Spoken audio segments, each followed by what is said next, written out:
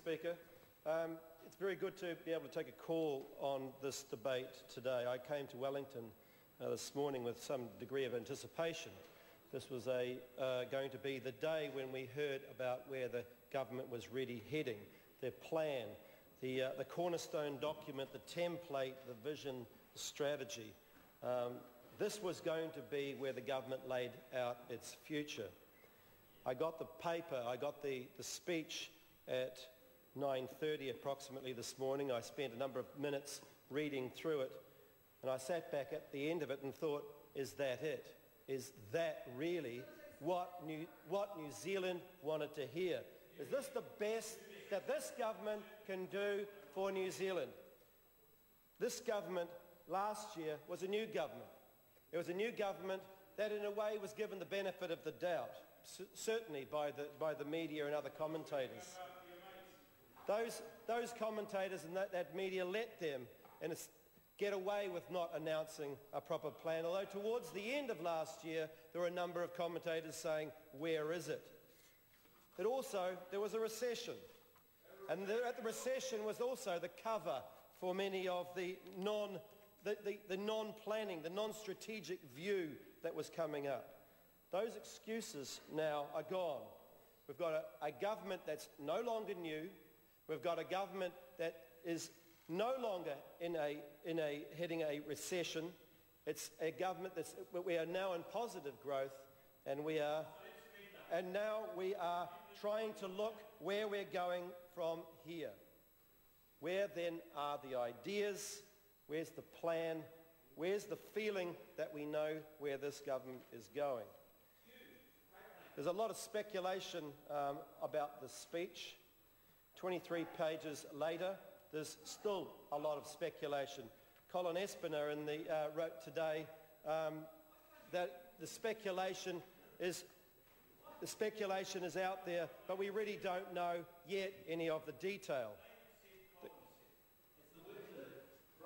Mr. Fallow, writing in the Herald, said, business is unlikely to be blown away by the boldness of the vision outlined in today's agenda-setting speech. Indeed, the average thistledown would not be blown away. This was a lightweight speech.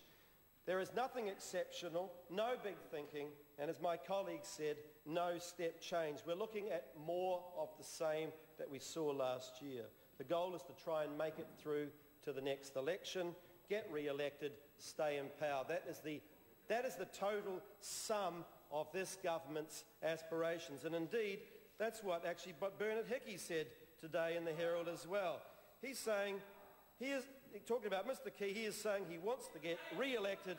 How uninspiring, how pedestrian.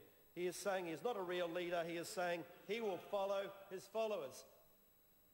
This is what this government is trying to do.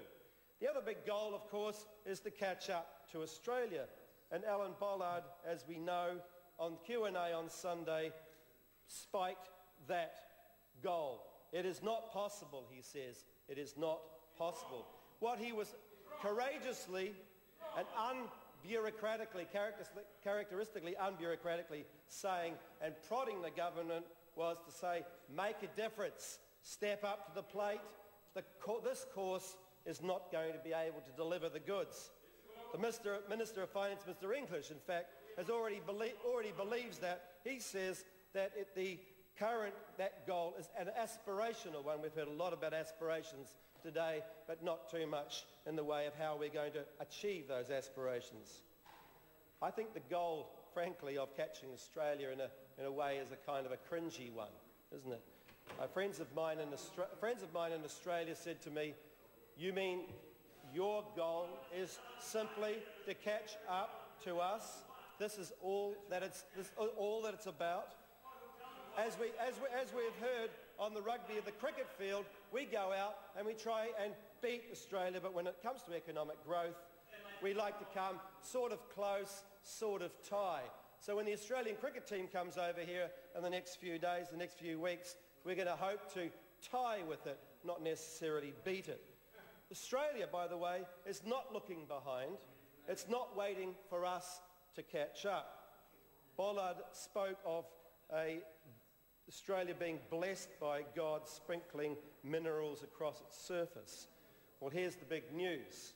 Australia is not just sitting there collecting royalties and expecting to collect royalties from its minerals. It's moving its economy into overdrive, and it lifted its R&D spending by 25%.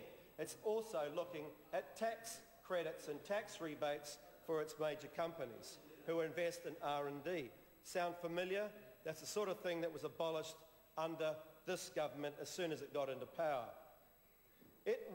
Australia realises that to make its labour force more productive, it needs to upskill its population, invest in innovation, invest in science, engineering and business. Its aspiration, unlike ours, is to be in the top 5 of the OECD, top 5 countries of the OECD. It lifts its game. That's real aspiration. That's real aspiration.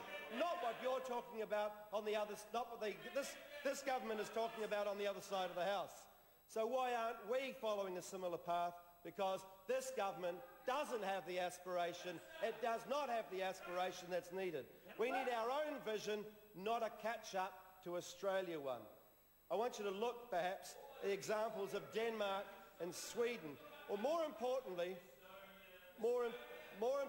look at Finland, a country of 5.2 million people, a population not dissimilar to ours, and not blessed with endless natural resources.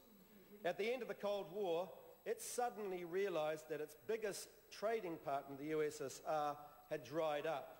It needed to make a step change, and it did it.